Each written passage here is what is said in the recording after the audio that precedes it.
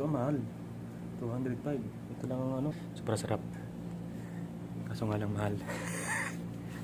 Birhin mo mga kalugs. Yung pagkain na yun, di 205. Sa amin, 205 na yun sa Batangas. Ano na yun? Maghapon na pagkain na yun. Marami pang makakakain. Maraming salamat kay Idol Japper Sniper sa ating idol na nandyan na handang sumuporta, handang tumulong. Kung sino man karapat dapat tulungan, talagang maraming salamat sa iyo. Yan, talagang tulad namin mga Bukana vloggers, hindi mo kami pinababayaan dahil sa iyo patuloy pa rin ang aming buhay. So, yun na nga yung mga kalugs sa alas 3 na ng hapon, 3:36 na. 3:36. So, ngayon lang ulit ako ginutom. Bumili ako ng pagkain dito sa Dilasal, sa may kantin ng Dilasal doon. Sa may ano pa. Grabe namang mahal. Sobrang mahal mga kalugs kasi hindi kasi ako pwede lumabas ng hospital eh.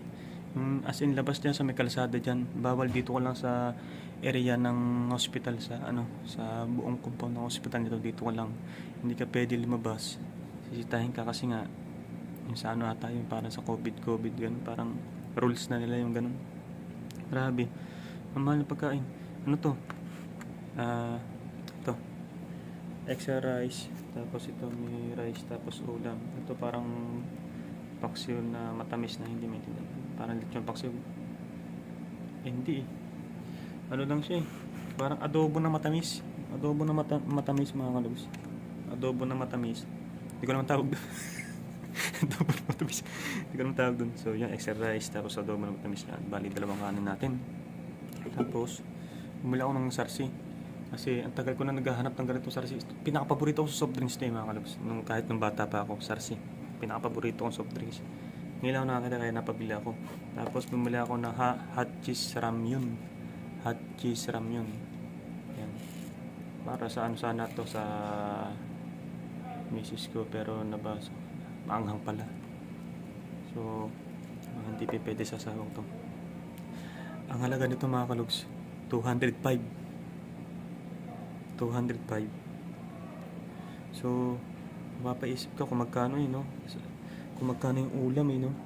Ito, kasi wala silang binigay na resibo. Ano lang sa 205. Ito yung ulam, konti lang. Kanin. Nung nakarang kasi bumili ako ng kanin doon. Dalawa din. Kasi yung kanin dito kasi lahat ng sineserve dito puro pan-diet na pagkain, puro pan-diet para sa pasyente lang talaga. Di ba nga kaya akong kumakain na para sa pasyente, siyempre nga hindi nga pwede kumain yung asawa ko. Kaya ako yung tumitira yung mga past day na masasarap pagkain niya, chicken, ganyan. Tapos habang patagal, ayun na. Yun. Tulad ng almusal, ito. May almusal dito. Ang inano ko lang ng almusal dito mga kalugs. Yung gatas lang na sinerve niya.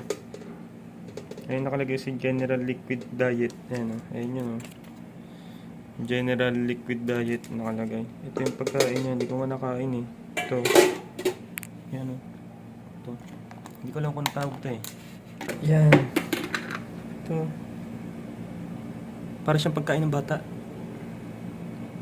Yung pang baby, yung parang Cerelac ba yun? Parang ganun. Ito nakain. Ang inano ko lang yung gatas. Wala na dito yung gatas. Yung gatas lang ang ininom ko. Tapos nag-biscuit ako. Ayun, ito. Ensure ba tong biscuit ang ito yun eh. Ito yung gatas. Ito lang yung tinira ko. Tapos may kasama siyang powder milk. Ewan ko, hindi ko ba tinitimpla. Ito gatas yan. Gano'n ako. Kasi ito, nagutom na ulit ako. Kaya kakain na ulit ako mga kalugs yan. Ito mahal. 205. Ito lang ang mapis pa. Kasi nung bumili ako ng kanin, lang ito eh. 15 pesos isang kanin. So 15 plus 15, 30. Di ba ito mga kalugs sa 7-Eleven, pinakamahal na gato kaliit 35. Sabi natin 65. 65 kanin. So meron pang 140. So So, huwag mong sabihin, ito 70, ito 70 din. 7, baka nga siguro nangyari dito, ang order ng ulam, 100 isang order, isang ulam. Tapos siguro ito, 40. Sa 325 ml. So, yun. Kakain na tayo mga logs, kakain na ako. Ayun, post na ako. Yung misis ko, awang-awa ako sa misis ko mga logs. Kasi, nung umaga nga, yung tulad na sinabi ko, sobrang sakit ng sikmura niya. Kasi nga, napakain siya ng ganitong lugaw. Binili ko kasi siya ng lugaw doon sa baba. Mahal talaga pagkain itong ganitong lugaw. Yan. Sinama yung tiyan niya dito. Sayang yung lugaw. 50 pa naman siyang order nito. 50 pesos. Ganyan lang kaliit. So, mga 2 kutsara lang mga kalogs. After nun, sobrang sumakit yung tiyan niya. Di, natataranta na naman ako. Taga on nurse. Tapos yun nga, ano siya ng ano, yung pampawala ng pain. Sa pain reliever ba? Yung pain reliever. Nawala. Tapos maya, gumising siya. Yun nga, sabay-sabay nga kaming natulog. Kaming, ang baby ko tsaka yung asawa ko tsaka ako. Gising, punta doktor dito. Galing ako ng baba. Yun nga, nag-vlog ako. Tapos pagbalik ko, bumalang gamot. Pagbalik ko dito, pinapatuyo nga, pinipilit na tumayo ang misis ko. Kasi nga, baka pauwi na nga daw bukas. Yan, ganun. Di, syempre, paupo muna asawa ko. Hanggang sa tumayo siya ng siguro mga 10 minutes. Tapos umupo ulit siya. Mag-upo. Pumunta siya ng CR, iihi siya. Pag ihi niya, punta siya CR, iihi niya, nandito ako sa tabi ng baby. Sumigaw siya, Han. Sobrang sumakit na naman doon tiyan niya. Buong tiyan na, mga kalog. Ewan ko, baka buong organ na. Yung sobrang sakit na. Taranta na naman ako. Hindi, tatakbo na naman ako doon. Tatakbo na naman ako doon sa may labas. Tinawag ko nurse, ganyan. Tapos nagpunta dito, 2 doktor na. Sinusuri maigi, ganyan. Baka daw, ano pa raw, i-check to mabuti. Baka to kabag lang o ano. Nawala ulit yung sakit kasi nga, tinusukan na naman siya ng pain reliever. Kaya yun, nakapagpahinga ulit siya. Awa na ako sa asawa ko, medyo manas na nga rin yung mukha niya. Manas na rin yung mukha niya. Pero yung manas ng kamay niya, wala na, lumipat naman sa mukha. Ayun. Nakawa na ako sa asawa ko. So dapat uwi na raw sana kami bukas. Pero hindi pa siya nadudumi. Yung, alam nyo na yung dumi. Hindi pa siya nadudumi, so hindi pa raw pwede. Kaya maglakad daw, pilitin daw. Para daw yung tiyan niya, yung mga organ sa loob ng tiyan niya. Kasi alam niyo naman 'di ba na natanggalan na ng mattress yung asawa ko. Tinanggalan siya ng mattress. Siyempre may space na puwang doon. May puwang doon na pinaglalagyan ng mattress, siyempre maluwag na 'yun. Siyempre organs natin, kumbaga maluwag 'yun. Siyempre bababa 'yun, mag-aanuhan, kaya siguro sumakat yung tiyan niya dahil nga sa pagtayo niya 'yun, ganoon, tapos pag CR niya ganoon. Para ako naawa sa asawa ko. Awa ako, grabe. Ito yung baby boy ko. Hey bebe. Pakita mo ng mukha mo. Nahihiya pa to. Ayan. Huwag ka naman murot. Pakita mo ng mukha mo. Utak ka yan. Aden. Nako. Irit. Oh, cute to. Diba?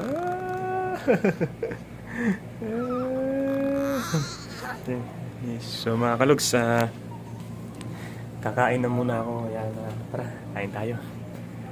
So mga kalogs, naubos ko yung pagkain dahil masarap naman yung pagkain dito, yung pinili natin sa kantin. Super sarap. Kaso nga lang mahal. Birhin mo mga kalogs, yung pagkain na yun di 205. Sa amin 205 na yun sa Batangas. Ano na yun? Maghapon na pagkain na yun. Marami pang makakakain. Buri mo, bumili ka ng 2 kilong bigas, halagang 40, di 80, 2 kilo na yun. Tapos kahit bumili ka na ng yung hotdog na mahaba, yung mahabang hotdog, parang putlong ng hotdog ng putlong yun. Bumili ka ng itlog. Siyempre, Yung putlong hotdog, 17 lang ata isa nun, o ewan ko kung magkano. Bumili ka ng mga ano nun, kunyari kaming Team Kalugs, 5 kami. Bibili ako ng mga 5 piraso nun. Oh, tapos 5 piraso itlog. Oh, hindi may sobra pang pera. Yung sobrang pera naman yung isipin mo naman susunod mong kakainin sa hapunan. Ang gagawin mo naman doon, bumili ka ng sardinas. Igisa mo ng sardinas, lalagyan mo ng talbos ng kamote. Oh, gisado sa talbos ng kamote. Sarap nun. O kaya malunggay. Nabis din malunggay. O kung ayaw mo naman sardinas, nananawa ka na kasi tabing dagat na, tapos sardinas na nasa lata pang anuin mo. Gawin mo naman kahit tosino or tuyo. Tuyo, isda pa rin yun. Pero masarap yung tuyo. Tapos may noodles. Diba? Sarap yun. Kaya sa amin, yung 200 na yun ay isang araw na maghapon ng kainan. Dito, isang tanghalian lang. 200. Grabe. Aw! Bahapawaw ka talaga. Grabe. Yan. Sasabayan ko ng tulog tong dalawang magina ulit at para kasi mamayang madaling araw mapapalaban na naman tayo dito ng puyatan. Ayan mga kalugs, may tira pa tayong hot cheese ramyun. Yan, so hanggang pala to, akala ko hindi. Para sa misis ko sana, kaso hanggang ako na lang kakain yan. So baka mamayang gabi na. Mamayang gabi ko na kainin to. Or madaling araw pang midnight snack. Para syempre nakakagutom pag madaling araw eh. Kasi kaya tulog tayo. 'Di ba? Sobrang haba ng tulog natin tapos hindi tayo nakakaramdam ng gutom kasi nga tulog tayo. Pero kapag gising ka, nakakagutom. Dito danas-danas ko lagi akong gutom madaling araw. Yan. Nangibit na naman yung asawa. Nakaramdam na naman ang sakit dyan sa tiyan. Sana naman wala naman sana mga ano. So yung mga kalugs, hanggang dito na yung update ko sa ngayon dito sa Hospital de La Salle University Medical Center. Ayan, nasa La Salle kami. So kami dito, check-in o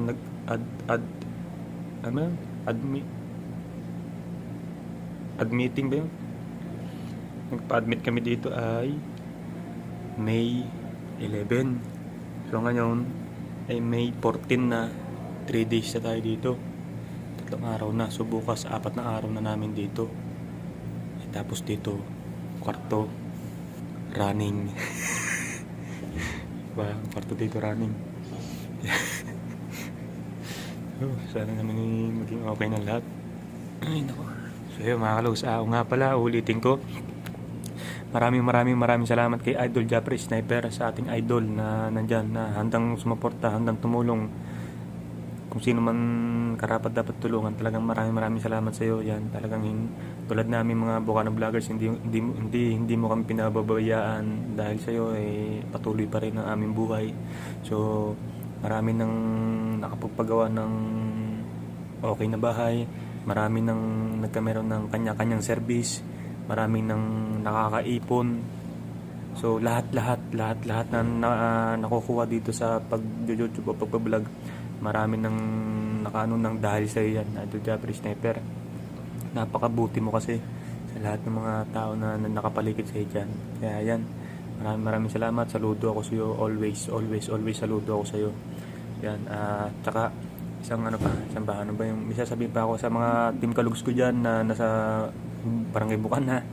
Ingat kayo dyan, Aswang, Otoseji, pagaling ka rin, si Caronel, si Grace, yan.